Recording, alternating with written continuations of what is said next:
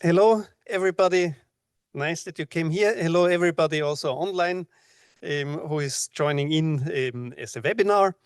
And I'm very glad. So this is one more part of our lecture series on sustainable mobilities.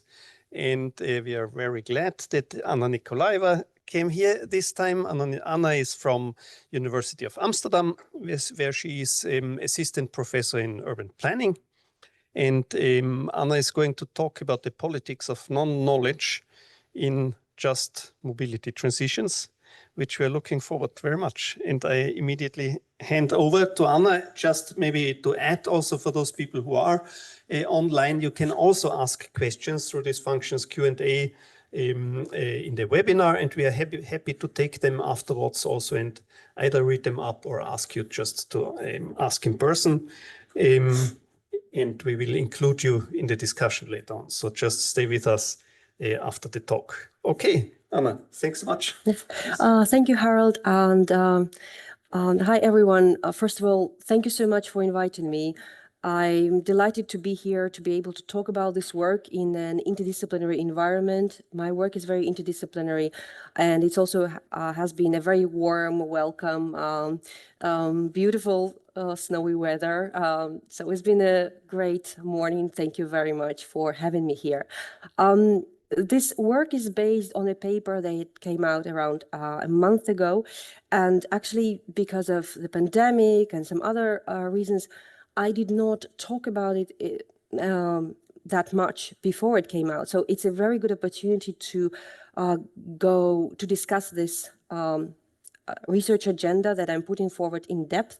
And I'm also excited about doing this in this environment where people are working on relevant research and coming at it from different perspectives. So to begin with, why look at politics of knowledge and non-knowing in just mobility transitions? Well, first of all, we know from research on mobility transitions that knowledge production matters. It matters in many policy areas and in sustainability transitions broadly, not just mobility transitions, because it's important to understand what kind of knowledge is used to make decisions, to develop policy, who produces that knowledge, what kind of assumptions, values it entails. Secondly, we also saw recently some work specifically coming from the field of just mobility transitions. For example, by Tim Schwanen, by Mimi Scheller. Tim has already been here. Mimi Scheller is coming, I understand it, later this year. And they and some other scholars put forward the idea that we should pay more attention to whose knowledges, experiences, and worldviews and values are ignored when mobility transitions are planned. And especially Mimi Scheller has articulated an argument for including epistemic justice in any conversation about mobility justice. So this is part of the reason why it is important to look at that field, and I will go a little more in more detail later during the talk, specifically talk about smart technology. But first of all, what kind of gaps this research is responding to, and this research agenda. In my view, when I started this work a few years ago, despite this very clear call for paying more attention to epistemic justice, there was actually, at least at the time, there was little research that centered epistemic struggles around mobility transitions and just mobility transitions. It's changing. This year, for example, my colleagues and I have put together a conference call, a call for papers for a session during the upcoming Royal Geographical Society annual conference in London. And we received many presentations. We did not have a chance to actually accept everyone. We asked for an extra session. So there's a lot of interest, and a lot of this work is done by PhD scholars and postdocs. So I think we are going to see a lot of empirical work around these issues. When I started, again, I did not see that much happening. Second, my observation at the time was that knowledge contestation in mobility transitions and mobility studies is under-theorized. We talk about that it is important to pay attention to politics of knowledge, but there were the analytical tools I felt were missing, and often there was no clear connection of between knowledge production and epistemic struggles and specific situated politics of mobility, which is what I am trying. I'm trying to develop in this work and in my forthcoming writing as well. And finally, smart mobility, big data, the focus on the growing attention of policymakers to incorporating smart technology in mobility, to collecting data, to trying to develop data-driven governance approaches, algorithmic governance, etc. Obviously, this calls for questions whether all those developments lead to empowerment of voices that have been excluded or continuation of their exclusion. So that was one more reason, one more specific gap. Today, in this talk, I will center the epistemic dimensions of just mobility transitions. That is really the work that I'm doing. It's not just this project, is the work that I'm presently engaged in, dedicated to this centering, to bringing it to the fore. And I will discuss a concrete analytical approach and concrete analytical tool that can help us to analyze epistemic struggle in just mobility transitions. I will do that through a discussion of a case study, datification of cycling. And I will discuss a little bit later what I mean by that and why I found it important. And finally, I will present a research agenda on the politics of non-knowing.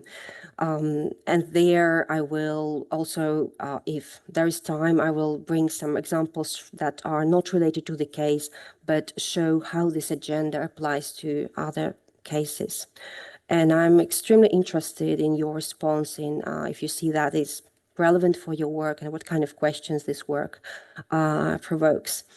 So let's take one step back and discuss a little bit what is problematic around knowledge production in the field of mobility planning, mobility policy.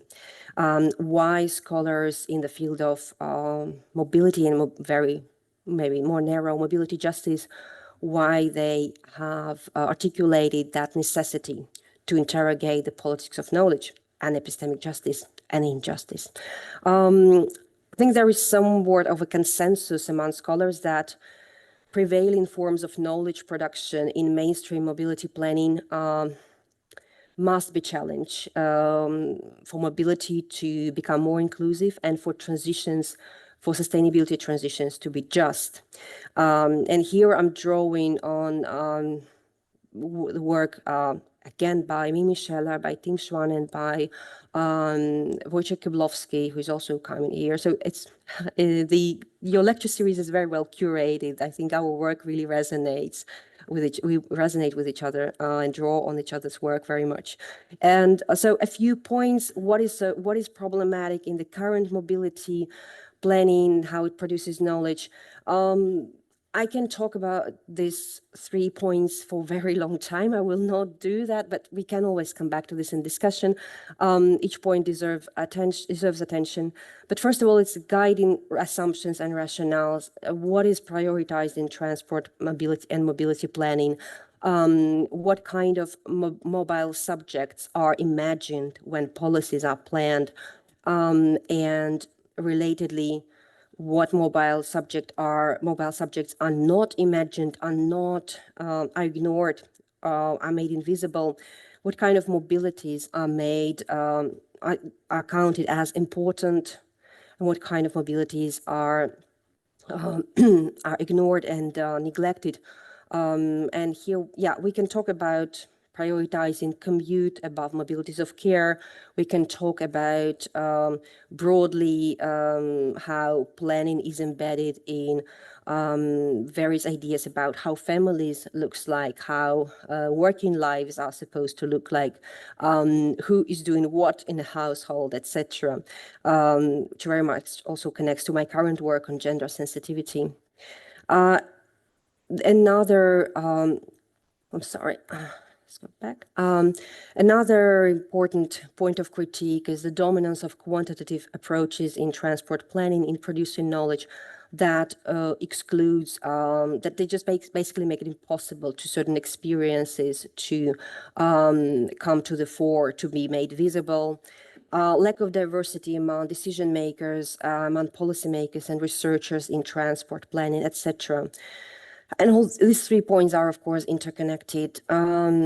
So this already, even though I'm not yet focusing on ignorance and non-knowledge, but this kind of criticism for me already began to provoke a question: how to start, like this, how to understand what is happening when certain knowledge is not produced, how to study gaps, invisibilities, distortions, and omissions. And I eventually decided to lean on sociology of knowledge and ignorance to do that, and I will talk about this in a few moments. So, and another important development and another body of work that I should say that I built on when developing this approach is digital geographies, critical data studies.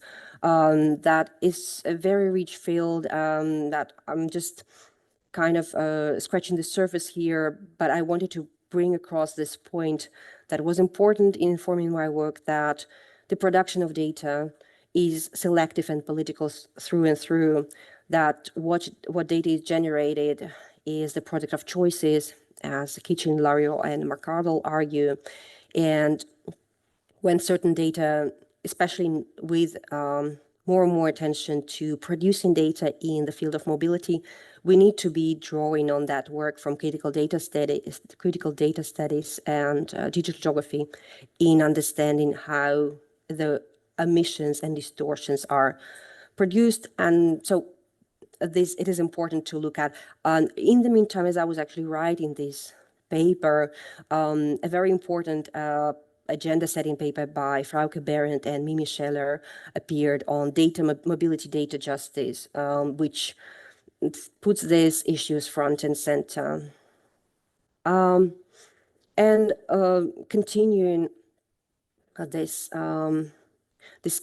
discussion of work that influenced my framing of non-knowing is some work again for sort of this critical data studies or sociology of knowledge as well, that I came across this idea that smart technology and production of data does not just create new knowledge, it also obscures it. It creates new kinds of ignorance. For example, from creating information overload to creating irrelevant data and drawing attention to something while taking that attention from something else. So that idea of co-production of knowledge and ignorance becoming, being co-produced, caught my attention, and I decided that in order to really develop this work, I need to delve into debates in ignorance studies, which I did. So I don't know how much the audience is familiar with agnotology and ignorance studies. This is a quick primer, because this field has been quite rich in terms of disciplines, topics, and approaches. So a few things that I think are important to understand to follow this. The field of agnotology, which comes from the Greek agnosis, so sort of science of not knowing, science of ignorance, but often the word ignorance studies is used as well. Sometimes the two are used interchangeably. One of the important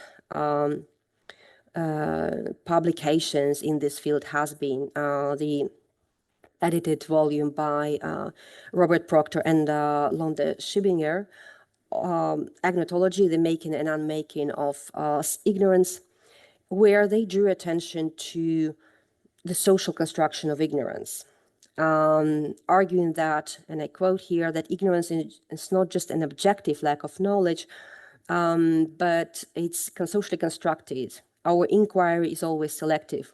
We look here rather than there.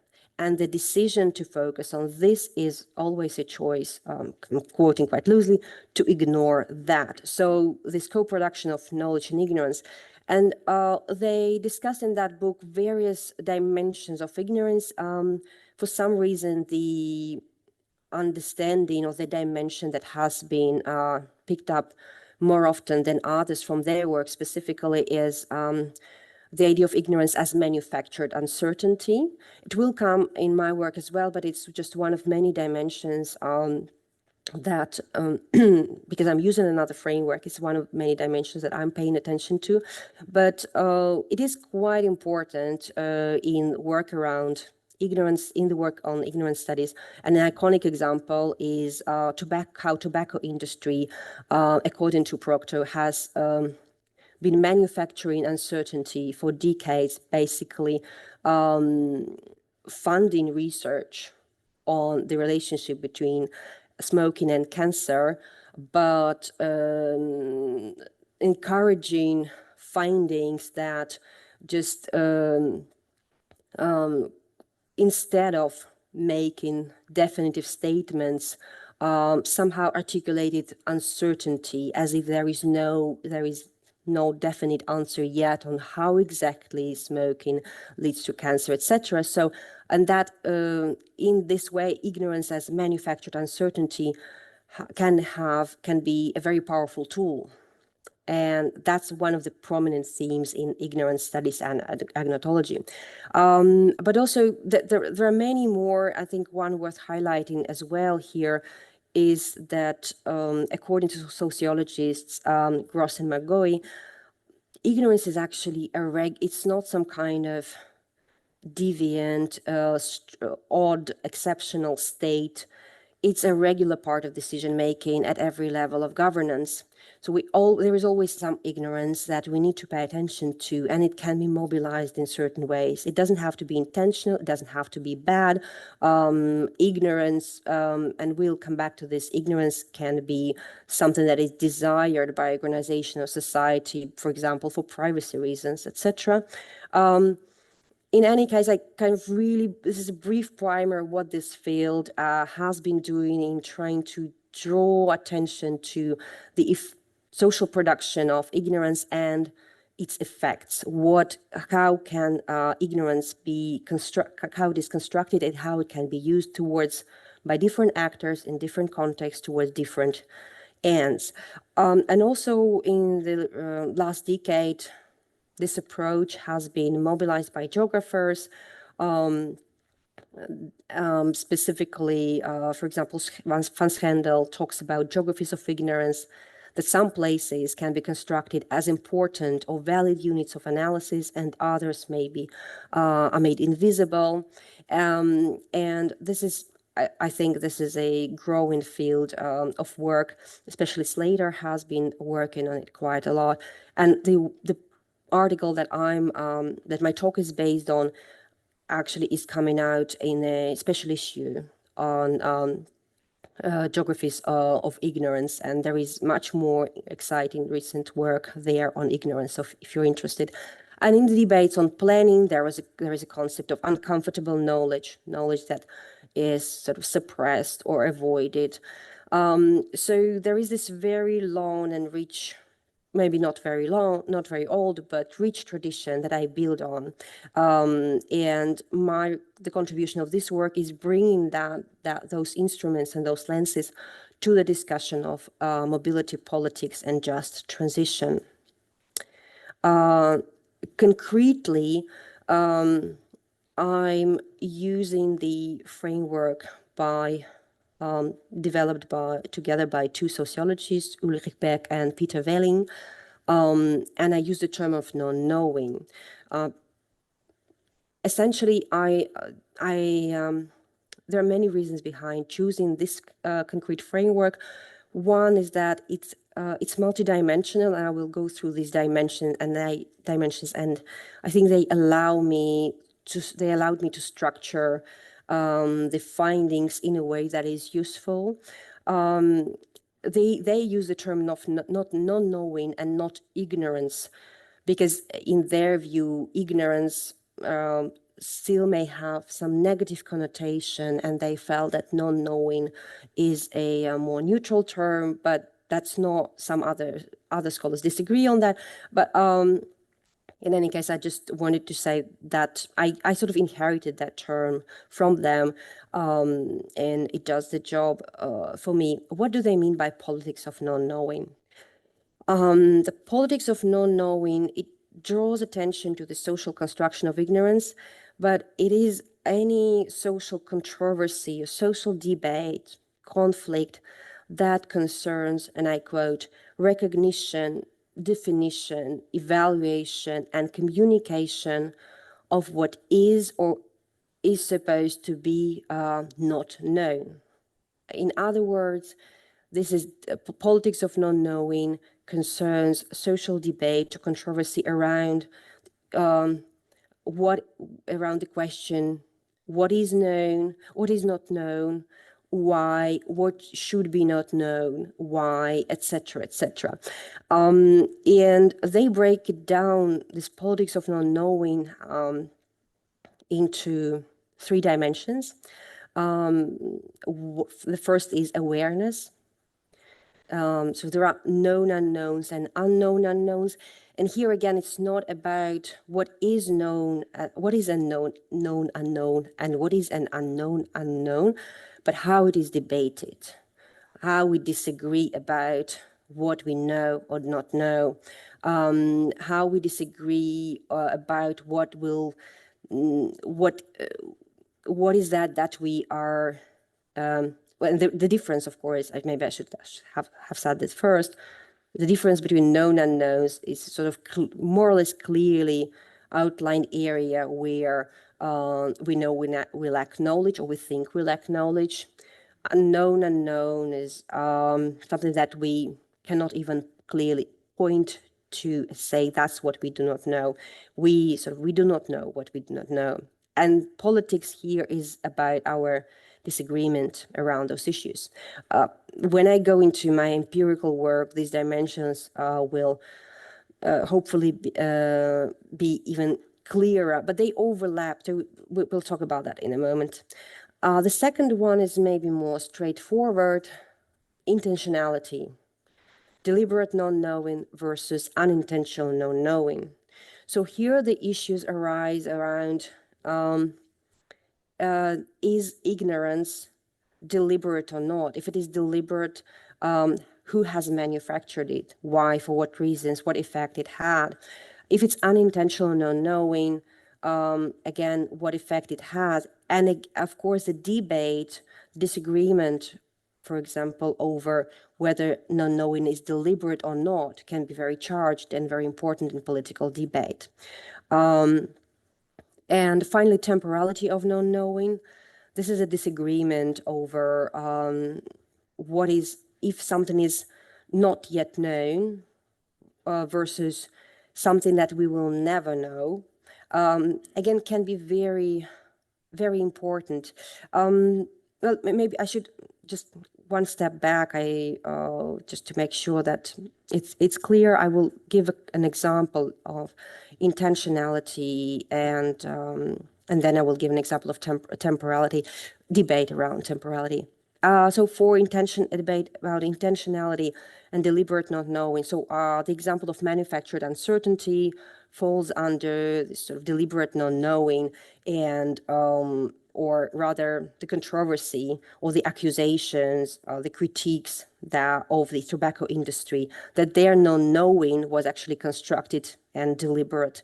But another example of deliberate non-knowing can be issues around, for example, genetic testing. I think that's the example that Beck and Vellin used themselves, that the society may decide that certain types of genetic testings, for example, of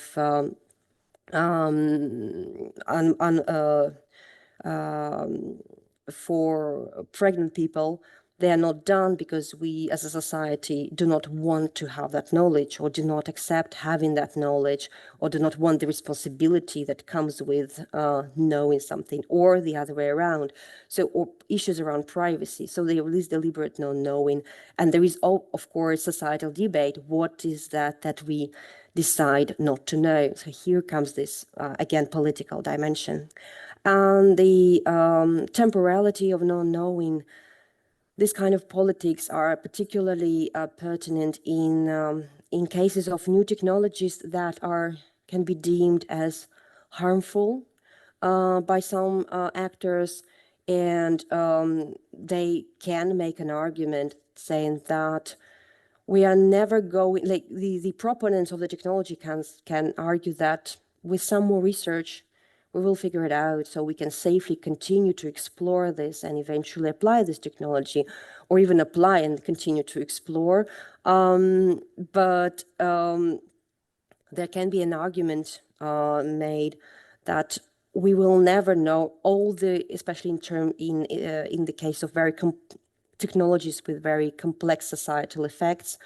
An argument can be made that we will never know the scope of potentially negative effects, and because they can be so profound, we should not implement this technology. We should abandon this research, etc. And they give in that original chapter, they give more examples that maybe are of interest to this group. So that's just a table that kind of summarizes what I just said, what kind of questions that we are looking at if we apply this lens.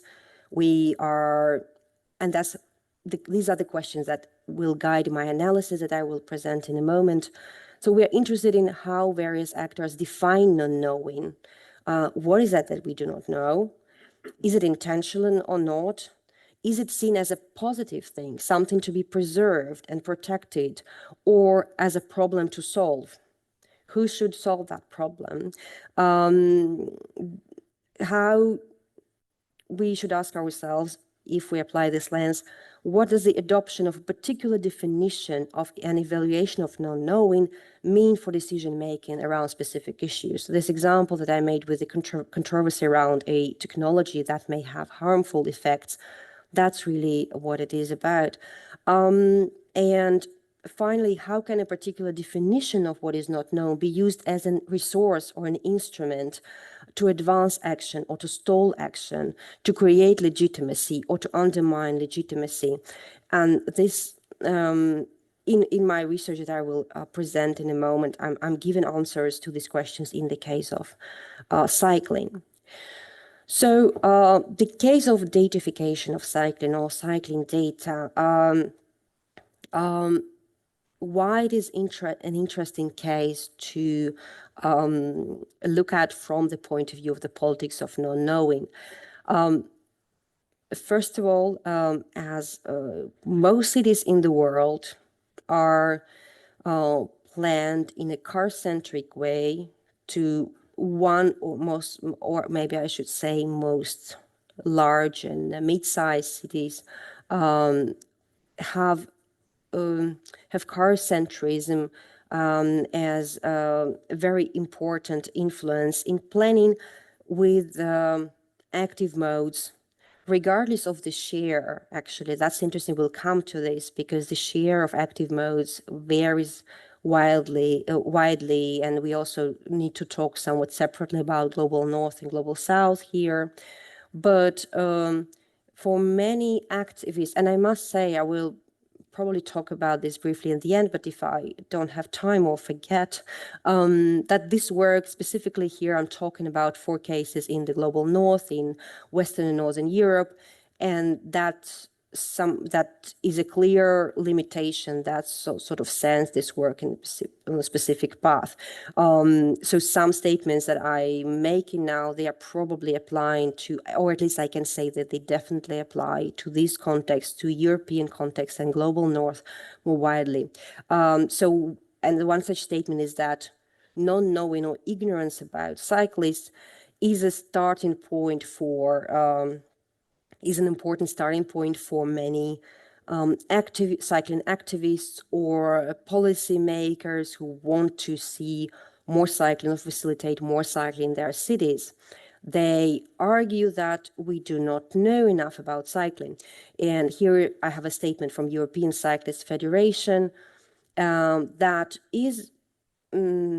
has actually embraced quite with significant enthusiasm smart technology, and that idea that smart technology broadly and data collection specifically can bring positive change to cycling. So that statement is quite illustrative.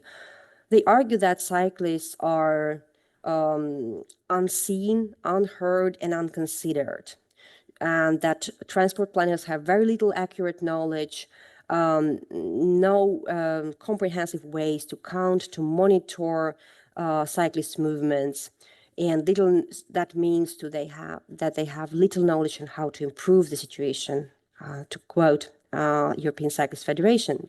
And this argument is supported by research of some scholars showing that cyclists and pedestrians have been ignored or marginalized in data collection practices for decades. So with the, I think I should stay here for a while, for a little while. The possibility that smart technology, specifically various kinds of mobile application with tracing possibilities, various trackers, sensors that can be mounted on bikes and can not just track the movements, but can even, for example, identify and collect data on the surface, and various kinds of data on cyclist movement and behavior. For actors like European Cyclist Federation and for some cycling activists, some years ago when I started this research, for them it looked like a promise that finally more data can be collected, and if we have more data, that will lead to improvement of the situation for cyclists, again, in the context of Europe and European cities that strive to improve conditions for cyclists. And I found this an interesting entry point, an interesting case with this kind of optimism or interest. So I was wondering how smart technology works as a means of transcend this non-knowing, and broadly how non-knowing is constructed and contested in the discussion around cycling data. So I did 80 interviews in Amsterdam, Dublin, Manchester, and Copenhagen, trying to have sort of roughly compare, although I did not end up doing much comparative work, because I felt that there was a lot in common in my between 4 cities, but the idea was to have 2 cities where cycling is a prominent cycling mode, and 2 cities, Dublin and Manchester, that have ambitious program, ambitious visions, but are not there. Also cities with very active communities of cycling activists, and in all 4 cities there were pilots with various technologies, various ways of collecting data through smart technology in cycling. And of course, the sort of data thirst is observed in other sectors, not just cycling, not just mobility, but this case, so we will delve into this case now, but I will come back to broader implications later. So, by the way, when so here temporality is grayed out for the reason that I decided to avoid it, not to talk about this today in the analysis, but the thing is that many effects of non-knowing that we'll be discussing, that they can be framed under various dimensions, because it's just a way of understanding the controversy. It's not the subject necessarily of controversy itself. So I decided to focus on more prominent dimensions.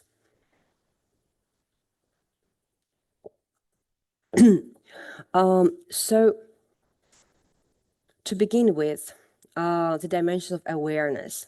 What known unknowns I found? What are the...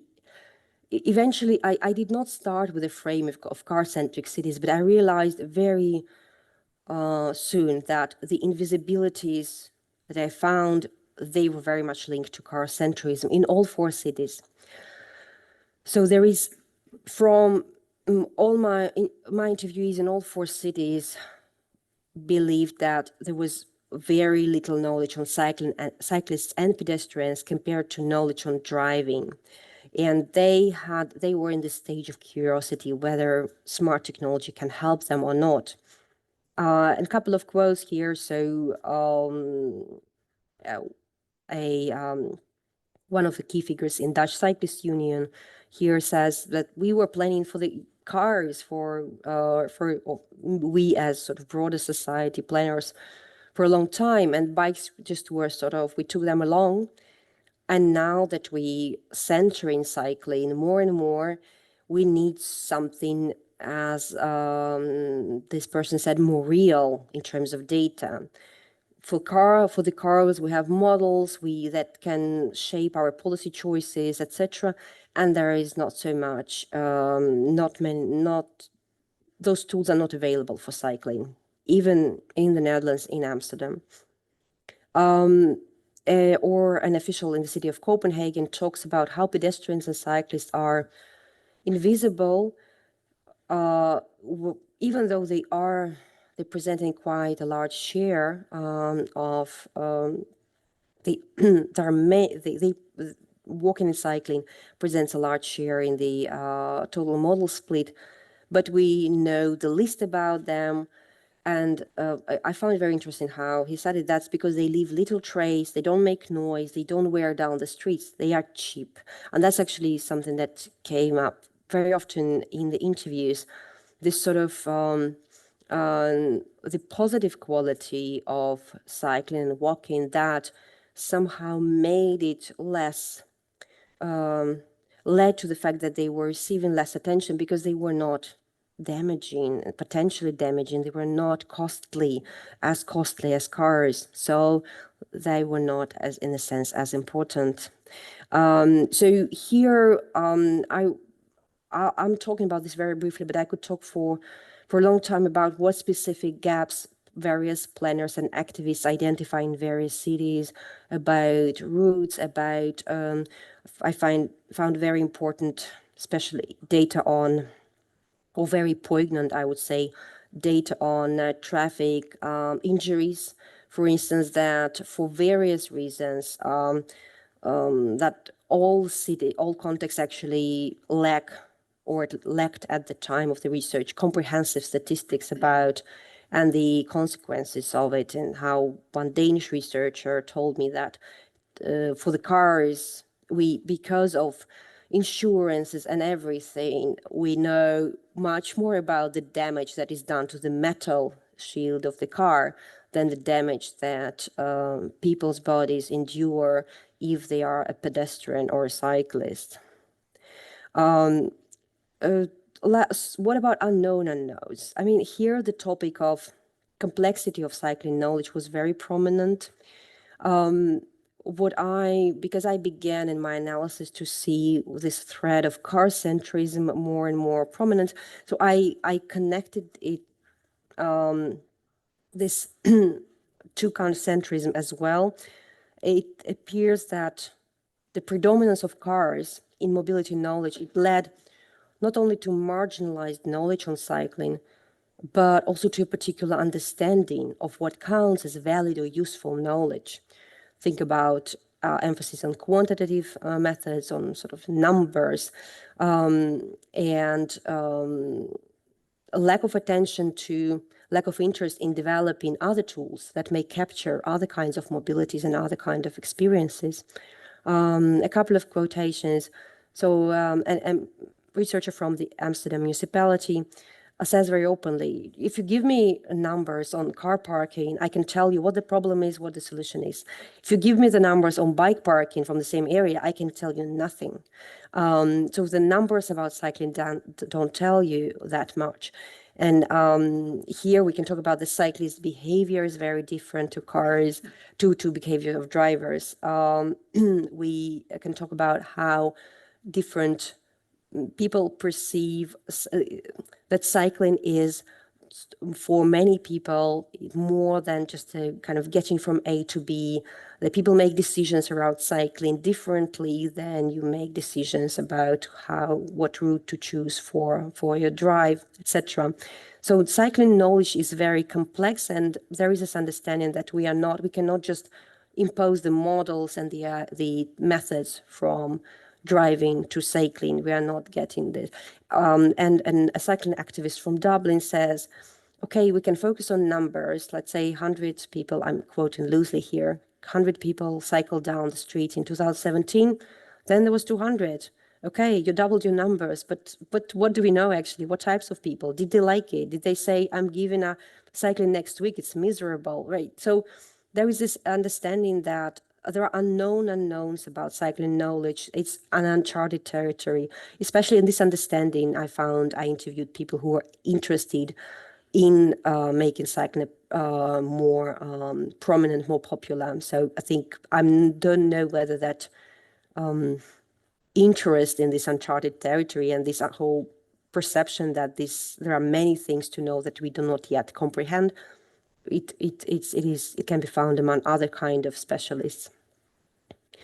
Let me go into a more sort of explore territory of intentionality. As I said, this sort of topic of deliberate non-knowing is very often, is more often than other dimensions used as an analytical tool by scholars looking at all kinds of controversies around environmental justice, etc., because it is maybe one of the reasons that intentional construction of non-knowing has been a very important tool that powerful actors, corporations, governments, how they wield power, how they exercise power, how they stall action, how they suppress other kinds of dissenting voices, etc. So very briefly about unintentional non-knowing. I found unintentional non-knowing, although everywhere, is pervasive, and actually I also did find this confirmation of this argument from critical data studies that application of smart technology for data collection generates ignorance. I found stories that were really from entertaining to shocking, how inaccurate certain data was, how people directly involved in projects like engineers, they knew that the count, for example, the cycling counter doesn't count or produces numbers that are extremely inaccurate. How certain tools are, how certain databases kind of die or are forgotten on somebody's computer because that person, somebody did not have the capacity, basically the knowledge to actually do something with it, or they changed departments, or there was some kind of legal or financial issue. So there are interesting stories of data sets not used, data being inaccurate, technologies not being maintained, kind of infrastructures not being maintained, etc. And this sort of unintentional non-knowing that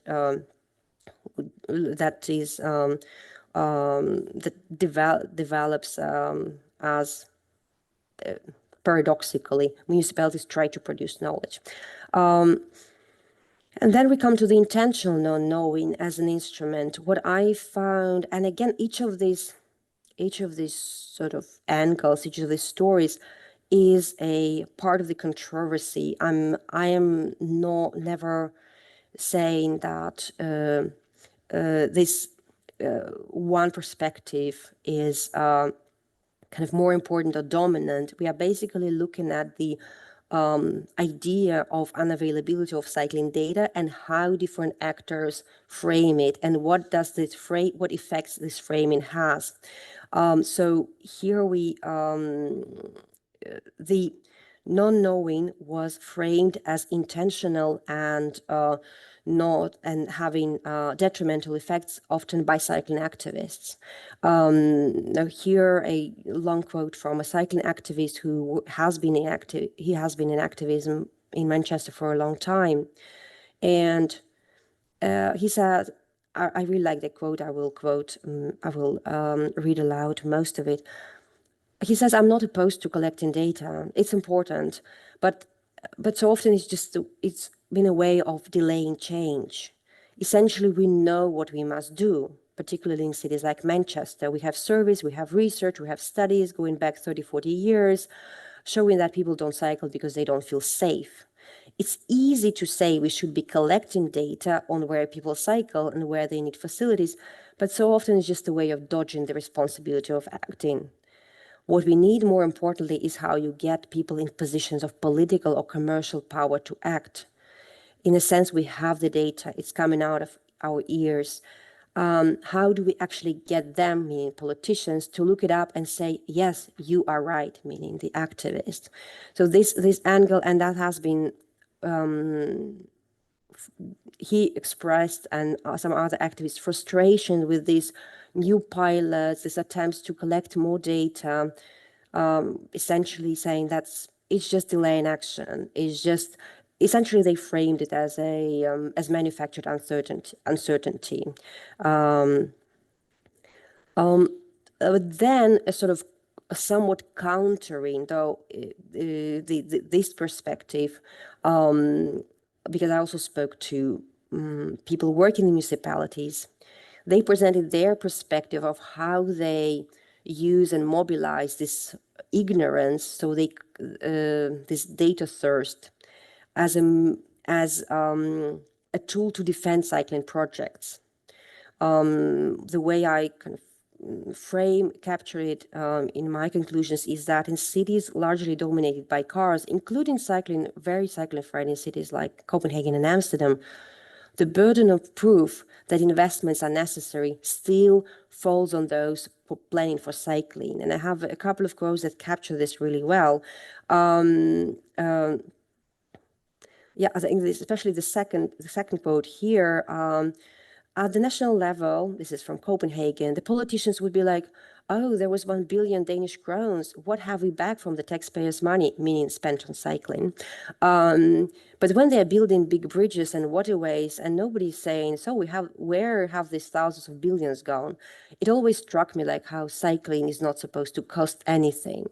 So, and a similar point is made by another policymaker, saying that this data always helps to construct the case. So in a sense, constructing ignorance, saying we need more data collection is necessary to get more data to be able to back up your projects. And the former policymaker from Copenhagen says, yeah, in Copenhagen, even though it's not about the broader argument, do we need cycling or not, but you still always have to put the numbers on the table to defend specific projects, to make them seem important and to gain attention. So I found that especially planners and policymakers were saying that even though they did not necessarily see that those data collection projects were absolutely crucial, they found that the numbers, they always need to defend their spending, and that the numbers they get or the data they get helps them. Then another interesting discussion around intentional non-knowing and how and why knowledge can be avoided is, for instance, accountability. So there is, through trying to understand how this various tools and mobile applications collecting data on cycling work. I also went into discussion, okay, what data is collected, what data is not collected. And it was interesting. I don't have that example on the screen, but for instance, one mobile application developer, and this application was used across Europe by various cities, said that one of the city, for example, did not want to that the users of the applications to be able to mark a pothole, because in that legal context, then the city would have to do something about it. So, and if you don't know, you do not have to do something about it.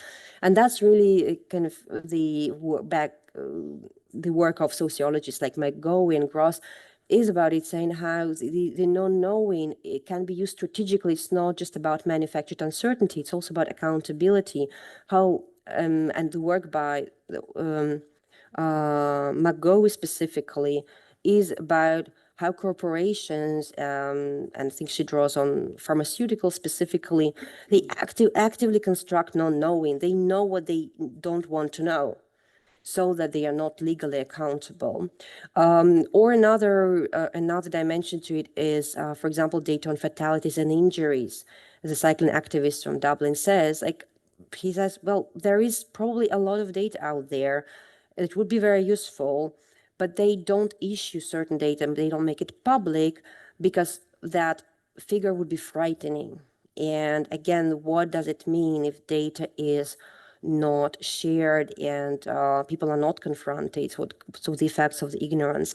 And of course, as the issue of privacy and intentional non-knowing also came up in all 4 cities. Again, this is European context, so GDPR is something that every policymaker has to work with. And there are all the discussions, and I found that, especially under the GDPR, many city officials were very cautious and just trying to saying that I just don't want, I know, actually it would be, honestly, it would be very helpful for me to have this information, that information, and to just have the chip on every bike and just to see all these movements in real time. It would be awesome, but I just don't want to have that information because of privacy concerns, because of it's just either legally impossible or incredibly risky. So there are those issues. And then here the discussion is very often about the limits. I did not put that argument on the slide, but I'm talking about it, I think it's important to mention that, but it also builds on my other work on smart cycling. Here, the controversy and the discussion is often about the trade-off. Some activists, some policymakers do want more data. They say they believe that this is the only way to keep up with the car. The car is becoming smarter, bikes have to be smarter too. Otherwise, they will be invisible, they will be left behind. Whereas others say that we should not play that game. We, just for the sake of catching up the car, we should not give up the freedom and the autonomy that cycling has. If you're on a bike, you are kind of off the grid. I think it's more complicated discussion. If you have a mobile phone with you, you're not exactly off the grid. If there are cameras, you're not exactly off the grid. But there's still that potential. It's incomparable with the car, for instance, in terms of how much data is collected about your movements. So this is an very important point of contestation. And I found that, at least in the context that I looked at, that these concerns are taken seriously, but there are some disagreements. So now we're moving to research agenda part.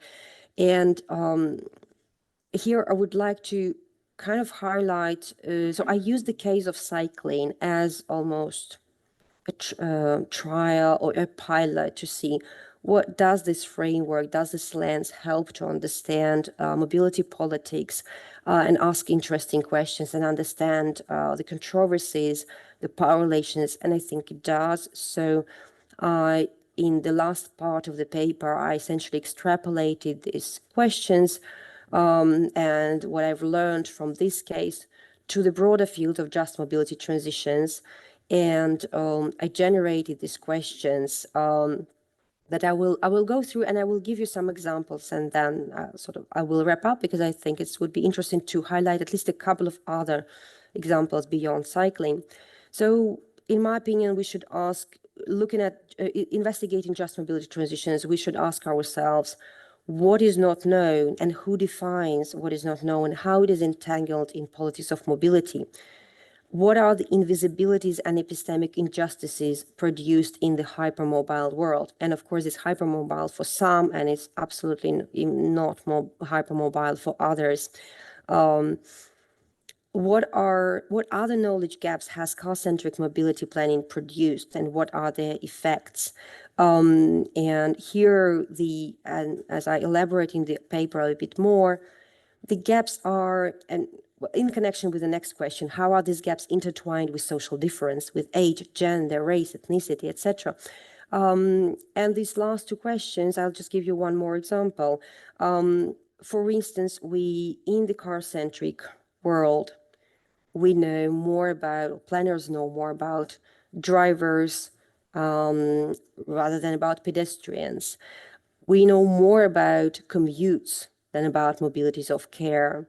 We know that in many contexts, women are those who use public transportation and active modes, specifically walking, especially in the global south, more than men.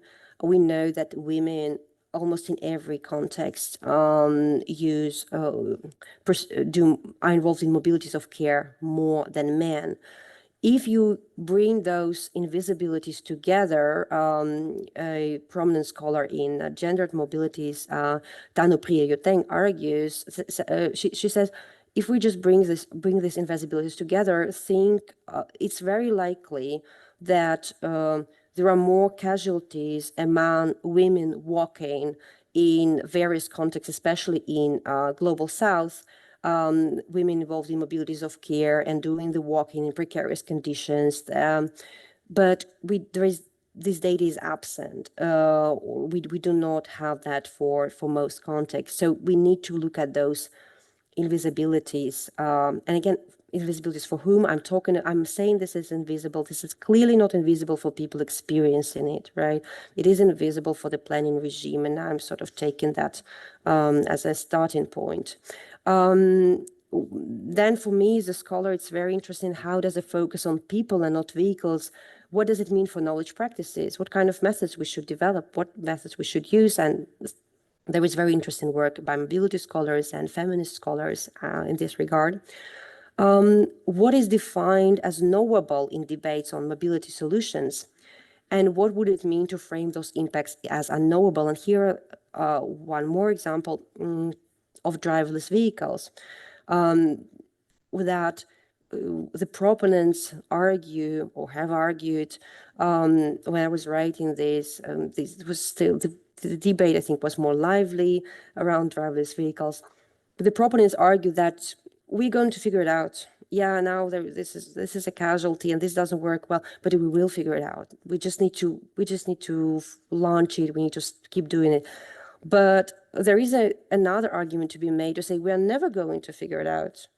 This is not knowable, at least, or the scope, the effects of the full-scale application of driverless vehicles. It's so complex, and there are possibly so many negative effects that we should not try. So that's where this lens, I think, is incredibly productive to show that there are various points of view possible, and what are the effects.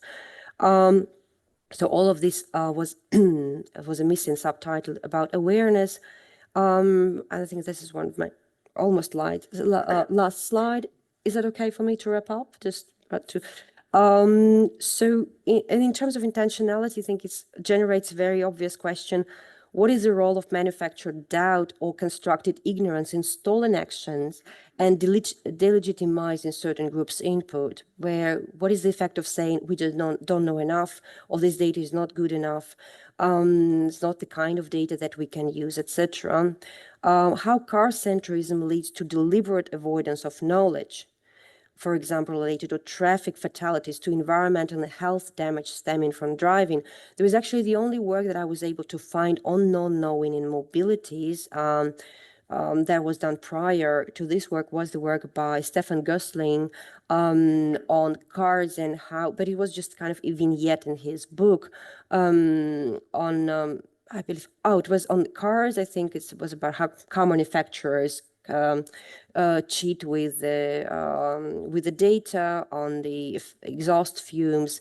And then it was something about an example of aviation, but it was just sort of two vignettes. But that's important. That's a production of ignorance that leads to important effects. And of course, how just mobility transitions intersect with issues of data governance, ownerships, and privacy. And again, the recent work by Berendt and Scheller and other scholars is doing a lot on kind of unpacking this. And temporality is very much related to the issue of the example of driverless vehicles. The question, how are boundaries around the knowability of certain issues drawn, who draws them, and what is their impact? I think it's an important question too. So to conclude, I argue that mobility justice struggles are epistemic struggles that involve not only competing knowledges, but also competing framing of non-knowing.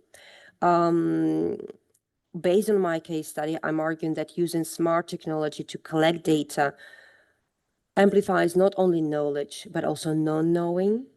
And we do need to keep unpacking car-centrism epistemic effects, specifically with attention to intersectional invisibilities.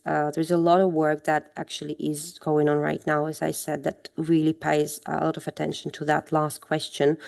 And as for, because I'm in an urban planning group, so I'm always coming back to this question, I am curious, and that's something that I look into in my current project, what kind of knowledge that planners should look for, create in cities that prioritize people over vehicles. What are the methods? What is the knowledge that we need to, we as planning scholars and planners need to look for? And for more detail on this work, you can look up this paper in the special issue on ignorance. Another paper on smart cycling, if you're interested in that, it just came out as well. And I keep working on these issues with focus on gendered mobilities right now. So I'm hoping to keep writing and keep talking about this. But thank you very much for your attention.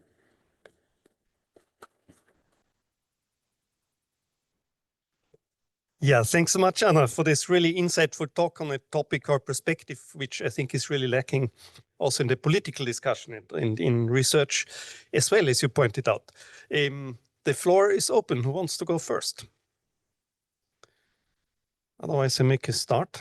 And so one question which I thought about, how is this politics of knowing and non-knowing, and knowledge kind of as an epistemic object different from questions and dynamics of articulation. So which so I thought, isn't this then more this perspective which you mentioned once, then also from the powerful, so to say, who decide what to know or to suppress knowledge, that data are not really then shown, for example, and isn't articulation then often something which is more about, making your knowledge heard, for example, that it's from a different perspective. Is this kind of interlinked in your view? Are these different processes, or is it? I think this is interlinked. Yeah, definitely. Well, I think this is just a starting point. I really think this is just one tool to look at it. And what you're saying, there is probably a whole new set of questions awaiting us there if we begin to look at that process of articulation. Yeah, absolutely. Great. Yeah, Cordula? Wait. Perhaps it works like this. I think it works like Otherwise, no, they don't hear you. Okay, sorry. Unfortunately, I have to use this for my bad English. I have done some teaching research some years ago together with the Bike Citizen. I don't know whether you've heard of it. It's a movement in German-spoken countries, and they are tracking their cycling routes exactly to put data into the mobility planning. And at the same time, they also acknowledged very early that it would not be enough to track themselves when really cycling. So they choose strategies, they framed as knowledge practices. So they choose strategies to take streets that are really uncomfortable for bikers, always braking, yes, always using their brakes all the time to make it visible, or they run particularly slow or particularly fast to a little bit go within this competition of how can we articulate our needs within quantifying system of data taking, I thought. Yeah. Oh, that's a fantastic example. No, I have not heard of it, because it's really, it's very interesting, and it's, I would say, present alternative to some of the sort of subculture of data collection, for example, like Strava, which I have not even started talking about, that produces, that is, Strava is used by very particular demographic that have very specific ways to cycle. And even though most policymakers I spoke to were aware of the limitations of, for instance, Strava, they still sometimes felt like, well, maybe better some data, especially in non-cycling context, better some data than none data. But that's really a huge topic about, if we get the data, what does it actually mean? And these examples of these tactics, they are very illustrative of this impossibility of taking data at face value, and the effects of the fact that actually having the data may create ignorance, and maybe sometimes it's best even not to have the data than to have data that is so biased, it leads you somewhere. So it's very interesting, very interesting case. Yeah.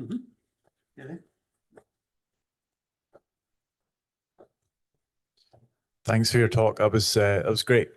I'd like to push you in a different, maybe more problematic direction. So what I was thinking about through this was a lot of the frameworks and the ways of seeing non-knowing that you're presenting here can be pushed in a more problematic direction. I'm thinking about conspiracy theories. So I was thinking about people who read or reread and find quite obscure sources of information, or occlude other sources of information in, say, IPCC reports or the COVID vaccine, different debates.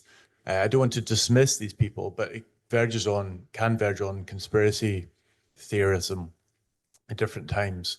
Is what you're presenting just as applicable to, because there's a politics to that, there's a politics of not knowing, but in a different way than you're articulating here, I think. It's a little bit more problematic than nice things like cycling and urban mobility. But does it work just the same way, the framework that you're presenting, or not? Thank you. Yeah, this is a very interesting example. I would say, although that's not for the sake of saying, yes, this framework applies to everything, and it's not even my framework, so I don't have really a stake at defending it as a universal, but I actually think it does. I think you can say that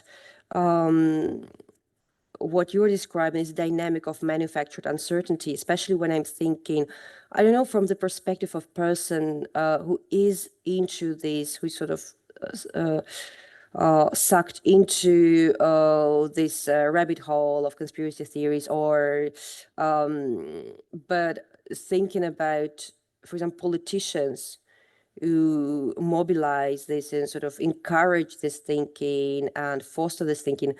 I think they kind of this does remind me a bit of the behavior of tobacco companies, and saying, there's been some research on vaccines, but there is also, they draw attention to sources that have been disproved till then, or do not use any sources at all, or use certain sources and reframe them in a way that makes them appear to be uncertain. So I think that's the manufactured uncertainty that Proctor talks about, or and broader the dimension of intentionality. In a sense, I would say, at least when I'm immediately thinking about the national context. I'm part of the Netherlands, and how populist parties in the Netherlands deliberately construct not knowing. Literally, in a political debate, they would just turn things upside down and say, no, we do not know that. This is a plain, deliberate not knowing construction. Yeah, I would say. Mm-hmm. Yeah.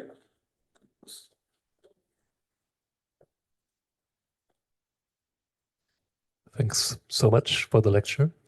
You mentioned at the outset of your presentation Tom Slater's book on agnotology, Shaking Up the City, right? Which is such a fantastic book, obviously. But I was thinking, can you say anything about what you think might be different in this sort of sphere of mobilities, transportation politics, if you compare it to what he's writing about with regards to ignorance and agnotology in, like, he's writing about housing, right, rent control, neighborhood effects, and so on. Do you think there's any market differences that come out in sort of this sphere? Thank you. That's a great question. Yeah, indeed, I mentioned Slater's work somewhere here. Yeah, indeed. So, first of all, I must say that while he uses agnotological approach, somehow I feel like he is much more. His work falls under this strand of work that, while aware of the variety of dimensions of not knowing, draws mostly on this idea of manufactured uncertainty rather than other dimensions that are, for example, Beck and Welling are discussing, which was for me the reason to use this framework rather than manufactured uncertainty. In terms of differences, I think at this stage, I cannot answer this question. So this is, in a sense, the research agenda, it is what it is. It's an agenda also including for me. And I think this question might actually belong on this agenda, or what is because here I specifically focused on just mobility transitions, but I think now you are actually articulating a broad and a very interesting question. Is the dynamics of the politics of not knowing in various parts on urban planning and urban life, is it similar? Is it comparable? Are these politics interconnected? I'm very far now from having an answer to this question, but it's definitely one worth asking. Thank you. Great. Then we have two online questions of Kim Carlotta, basically both of the same person. Kim, I'll try to make so you could ask now directly. You're unmuted. Do you want to ask? Yes, hi. Can you hear me? Yeah, we can hear you. Yes, Okay. Hi, Kim. I know Kim. We work together. Yes, we know each other for a while, and thank you for this talk. It's a really fascinating area of research. So good on you for reaching into it and working on this. I was just triggered to think about a couple of things, and I thought it would be interesting in this audience also to raise these questions.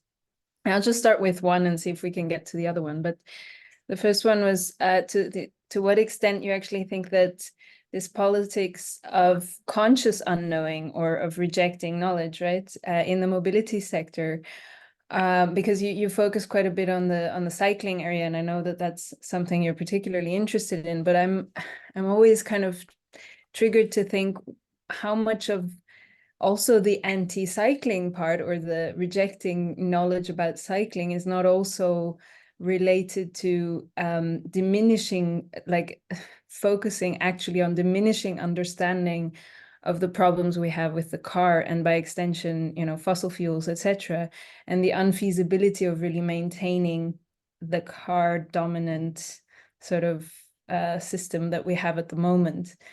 Have you come across any of that in your work, or do you think that it's not really the case? How do you think about that?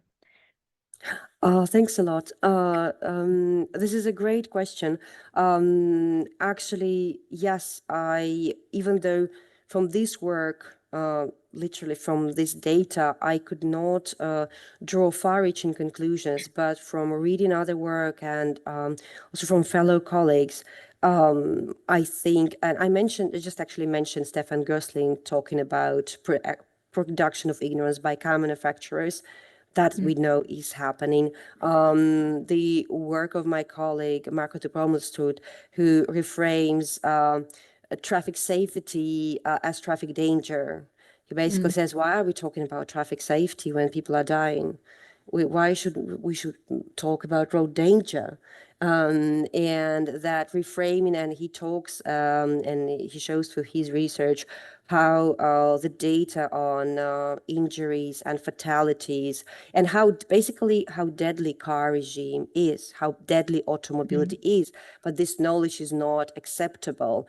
In a sense, this knowledge is not it's not gaining that attention as in his view, and I agree, it deserves for maybe more radical measures that are creating that actually can create more safety for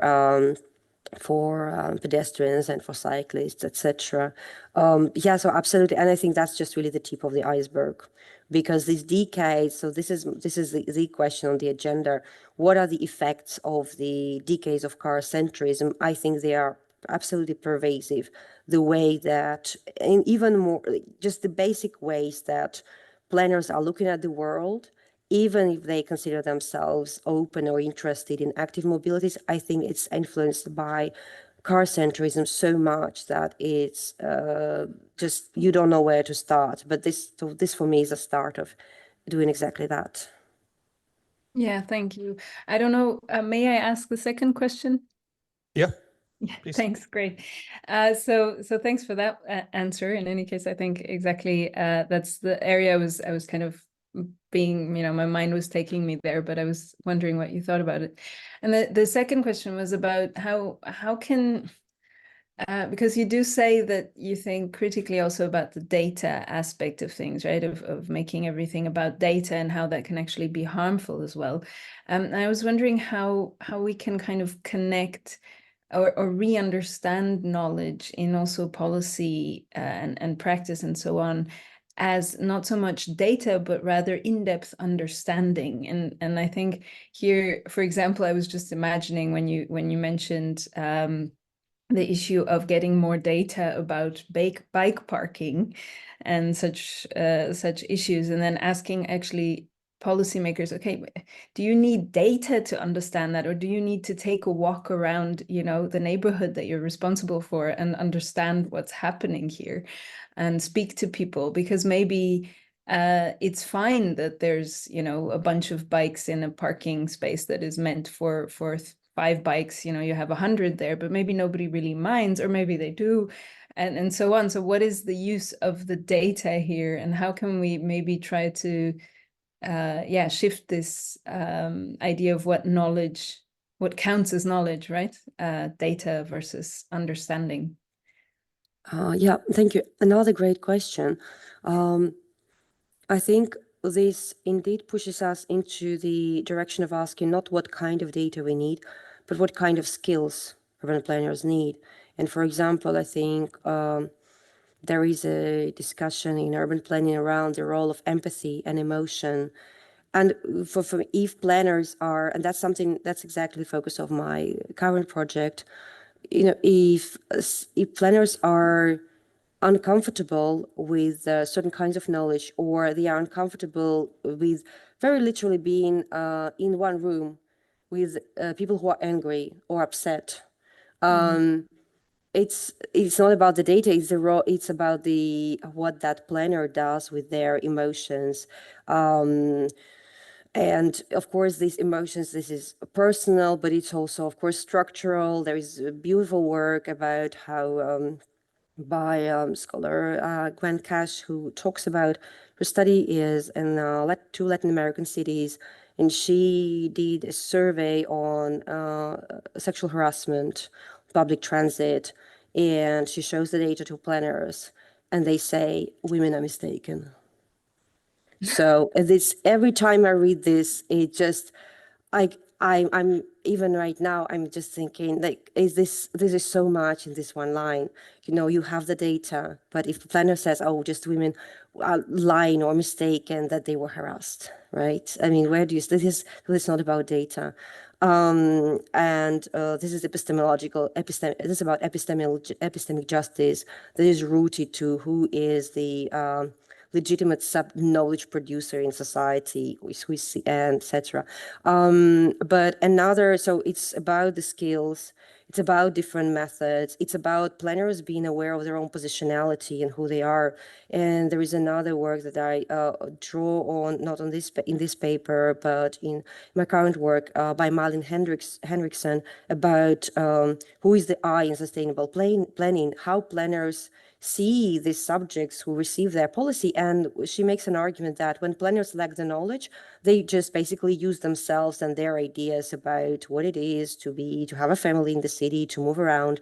So they model it on themselves, which is, as you can expect, has extraordinary limitations, and just and then makes me think, and so I probably should wrap up, about various ways that planners should not only be made aware of their positionality, but be really living that, but they try to take, and in her workshop, for example, talks about planners taking public transportation, but there is also, I know there are, I don't remember where, but somebody makes, a scholar makes an example about planners spending a day, planners that usually are not a wheelchair user, spending a day in a wheelchair. I think that all those things are pointing also in the right direction. It's not necessarily about having the numbers or some kind of either data. It's about living the experiences, understanding experiences. It's about understanding emotions, dealing with emotions. It's about a whole different skill set that a planner should have next to, and that's why I'm talking about what kind of, this is also an epistemic effect of a car regime. If in this day and age, we think that a transport planner should be able to read an SPSS sheet, right, or to model. But what if we say no, to plan for inclusive cities, for cities which are included for people in wheelchairs or otherwise disabled, people who do travel with kids, elderly, etc. These planners maybe need a completely different skill set, and that is an epistemic effect of car-centric regime, I think. It not only, but inclusively. Yeah, thank you. Yeah, thank you. Any question from the audience? Yeah, Barbara? You were referring in your talk to Proctor and the research on smoking and cancer. I wondered whether you know Sarah Jane, Dangerous Instrumentality. No. Because she has done research in states on liability in car traffic, and she has done what you are doing. So the politics of knowledge and non-knowledge when it comes to how, I just opened the paper again, how the injuries are distributed between those affected. The complete title is The Bystander as Subject in Automobility. And it's interesting because he has the same perspective as you present to us. Yeah, thank you very much. I'm not familiar with this work. I would love to read more. Yeah. Any other point here? Otherwise, we have one more online question from anonymous attendee, so I can't give you the. Oops, it was muted. So we have another question from an attendee who is anonymous, and so I can't unmute you. So the question is, hello, Anna. So far, the ignorance was presented as a negative thing. But I think that there are also contrasting cases where intentional ignorance is utilized as a force for good. Do you find such examples in your research on mobility transitions? Thank you. Yes, absolutely. The example of planners deciding not to use technologies that would collect more data because of privacy concerns is one of them. I think there's probably more, actually, if you think about broadly active mobilities. I remember seeing a title a few years ago, something like smart walking, a conference on smart walking. I did not attend. I don't know, maybe it was about something completely different, but it sort of, I know that there are also applications that actually are trying smart applications, and I know some people involved in developing them that try to help people, for instance, with dementia or other conditions that make them more vulnerable in specific urban conditions where they are, and some kind of tools like bracelets help them or their relatives, etc. But again, I think probably here you can make an argument. Probably it's possible to legally, I think in Europe it would not be, but there is actors like Google and other big tech actors probably have a lot of data, and well, a lot of data that on our movements, and it's possibly that some of that data can be used for making cities more inclusive, but there is a big argument for maybe not sharing that data, or there is an argument to be made for limiting how such data is shared or even how it is collected, which is a whole different issue and the work on surveillance in specifically tech actors is something that I actually did not engage, but I think there we will find, because I only worked with pilots, smart technology pilots that were initiated by municipalities, and they did not work with large corporations. In some cases, they actively denied, or they did not want it when they were approached. And so I did not look at that. But I think in that field of powerful tech actors who can collect or do collect a lot of personal data, there you can probably articulate argument for a sort of for ignorance that is positive, when we frame ignorance positively, that we do not, as a society, we do not want that knowledge to be shared or even to be created. Although I'm afraid we do not have that much power anymore in deciding whether that knowledge is created or not. Yeah, thanks. Any remaining question? Last chance. Yeah, Catherine? Yes, thank you very much for the talk. I wondered whether you noticed any difference between the 4 cities you have studied, and also if we could gain more intelligibility on that dynamic of knowing and unknowing in being more specific about the type of knowledges that are engaged in planning the city. I give you an example to make it clearer. So as you may listen to, I'm French and I live in a French city where it is clear to me that the knowledge of planners is very low in terms of how to make a roundabout that and the bike paths and you know, crossing a street. And I can witness here and in many other cities that there is a knowledge of road makers to create a bike-friendly city. So how this kind of knowledge could be part of your story, and perhaps the fact that you have 4 different cities in your data set could be a way to uncover these differences. Yeah, thank you.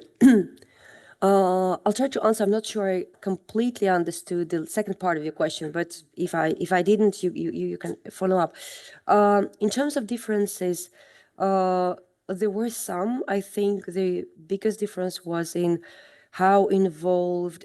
I saw that in Dublin and Manchester, especially in Dublin, maybe the cycling activists, volunteers were themselves more involved in producing alternative knowledge because they felt like the stakes were higher for them, because in terms of how safe it was and it is to cycle in Manchester and Dublin compared to Amsterdam, Copenhagen, there is a huge difference. So, for example, in Dublin, there was a local newspaper launched a project where people would mark most dangerous intersections where they found it was dangerous. And so there was much more bottom-up knowledge creation and more pressure to create and more interest in the technology, not because people felt like the technology should save the world, but because they felt like something should, right? And they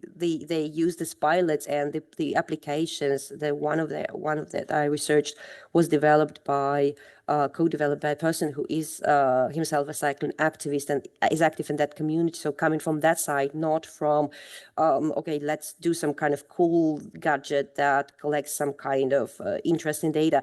That person was really coming from an embodied experience of cycling in Dublin, and he wanted to make it better.